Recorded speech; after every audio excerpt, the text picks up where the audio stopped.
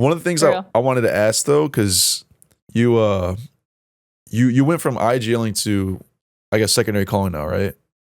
Yeah. So what are like, because you used to IGL, like like the pains of like IGLing and like how like it can be like stressful. What do you do now as a co-caller that like thinking back to your IGL days, you're like, oh, I'm just trying to make it easier for KO to call. Like, what are some things that for co-leaders or like more assertive players that they could pick up from you that like you currently do that make it easier for your IGL to make calls? Yeah.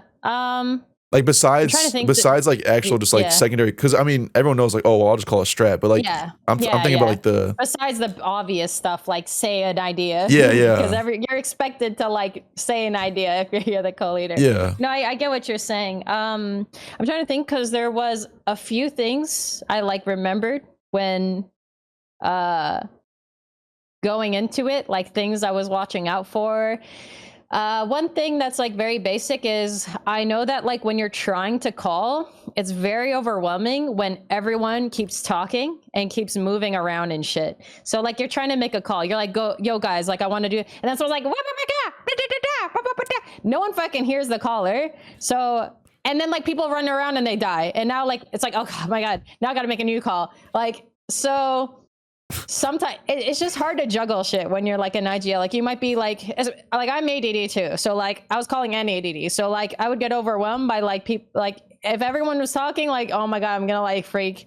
So I was very like particular with like when I wanted to talk, like people need to stop talking, but like people can't read your mind when you're IGLing. So like I would understand that like if like my IGL is trying to talk, I would say, guys, listen, or comms or like sound, or like I would basically, we have a command that's like listen, or like a keyword that says, yo, I'm about to make a call.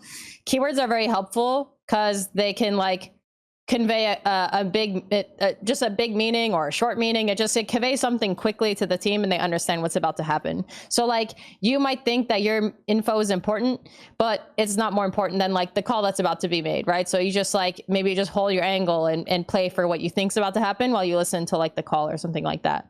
And then maybe when the call's done, you give your info like, hey, yeah, we need to worry about this though, like this is important right now though, like we can do this, but like I think we need to do this. Like then you can give your info after. So I think as like a co-leader, I understood what was difficult with leading, and I tried to help when I notice that's happening. So like if if she's like, too busy trying to think or talk, then like I'll chime in and be like, guys, listen, or guys, quiet, like something like that. Or obviously like if you notice like, because you're used to calling, you might notice like situations to reset, freeze, like play advantages, stuff like that. Like those are like very, very basic things you can just say because you understand like the situations. Besides that, I think like when you're going from IGL to co-IGL, you don't want to do too much.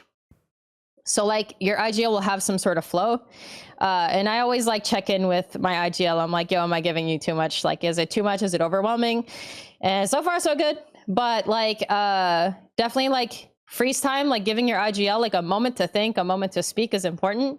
If everyone's like giving like too much, like you're saying like 5 different people are giving ideas, it's like 10 seconds has passed in the freeze time and like your IGL hasn't even gotten a chance to like process everything, make the comm, give the call, everyone's out of spawn late.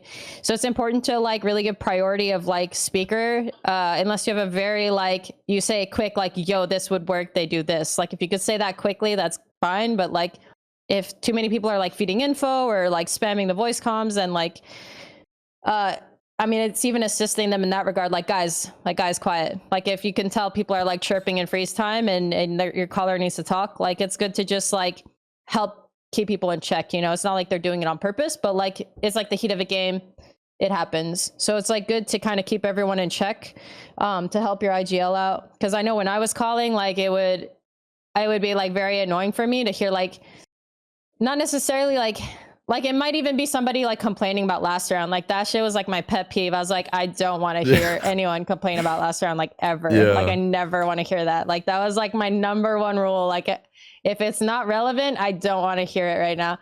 So it's kind of like a drill sergeant with that. So that was like a very big rule for me. And I just like try to keep it in mind, like when we're playing. So those off the top of my head, those are like the main things you can do.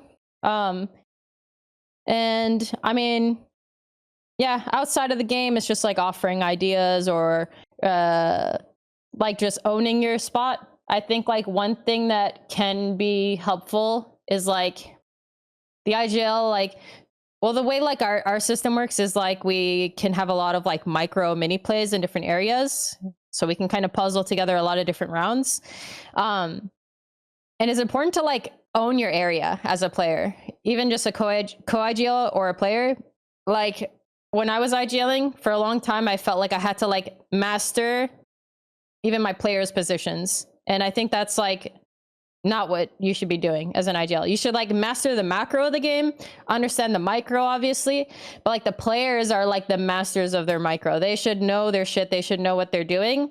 And that should be like where you're owning your craft. So like, I mean, what I mainly try to do as a co-IGL is like, I'm trying to paint the picture like as often as I can. If I write it to her, if I just like here and there, I'm like trying to tell her how they rotate. I'm trying to give her the big picture of how I think they set up, like what their macro is. If I see gaps in their setups, if I think certain styles would work or whatever, those are all things like you can do. And obviously like you just need to dance around a line where you don't want to like overstep and like, obviously they get the last say and shit. So those are a few things. Honestly, it should be like enough to work with. But off the top of my head, yeah, I think that's like how you can start off. Yeah, no, yeah, that's a good answer. I was gonna say, in terms of, I feel like something that a co-IGL can never do enough is just give information. I feel like stepping on toes only comes when it comes to, like making calls, because like, I mean, all the IGL is doing is like making calls based on information. So as long as you're like just feeding that, like, I feel like that's something that just should have no limit, unless you're talking for like 30 seconds, like then you should shut the fuck up. But I feel like information probably is like no limit, but like when it comes to like making actual calls, it's like that's where you probably want to talk to your IGL, like if you're overstepping.